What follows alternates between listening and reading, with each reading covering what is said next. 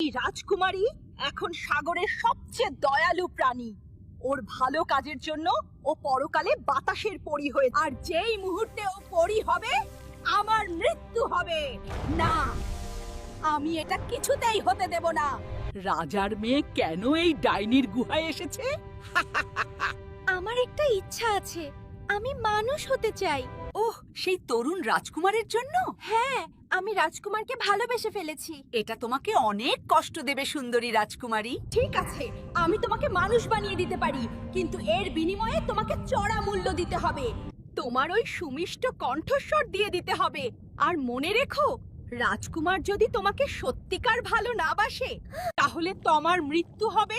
শর্তে রাজি থাকলে বল। আমি রাজি। রাজকুমারের জন্য আমি সব ত্যাগ করতে পারি। তাহলে নাও এই জাদুর পানীয়, তীরে পৌঁছে এটা পান করবে। মৎস্যকন্যা তীরে এসে পানীয়টি পান করল। মৎস্যকন্যা ব্যথায় কুঁকড়ে গিয়ে, আহ, এ কি প্রচণ্ড ব্যথা! মৎস্য এই রাজকুমারী এখন সাগরের সবচেয়ে দয়ালু প্রাণী। ওর ভালো কাজের জন্য ও পরকালে বাতাসের পরী হয়ে, আর যেই মুহূর্তে ও পরী হবে আমার মৃত্যু হবে। না, আমি এটা কিছুতেই হতে দেব না। রাজার মেয়ে কেন এই ডাইনির গুহায় এসেছে? আমার একটা ইচ্ছা আছে, আমি মানুষ হতে চাই। ওহ, সেই তরুণ রাজকুমারের জন্য? হ্যাঁ, আমি রাজকুমারকে ভালোবেসে ফেলেছি। এটা তোমাকে অনেক কষ্ট দেবে সুন্দরী রাজকুমারী। ঠিক আছে, আমি তোমাকে মানুষ বানিয়ে দিতে পারি, কিন্তু এর বিনিময়ে তোমাকে চড়া মূল্য দিতে হবে।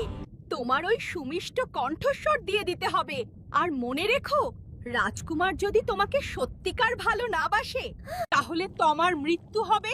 শর্তে রাজি থাকলে বল। আমি রাজি। রাজকুমারের জন্য আমি সব ত্যাগ করতে পারি। তাহলে নাও এই জাদুর পানীয়, তীরে পৌঁছে এটা পান করবে। মৎস্যকন্যা তীরে এসে পানীয়টি পান করল। মৎস্যকন্যা ব্যথায় কুঁকড়ে গিয়ে, আহ, এ কি প্রচণ্ড ব্যথা! মৎস্য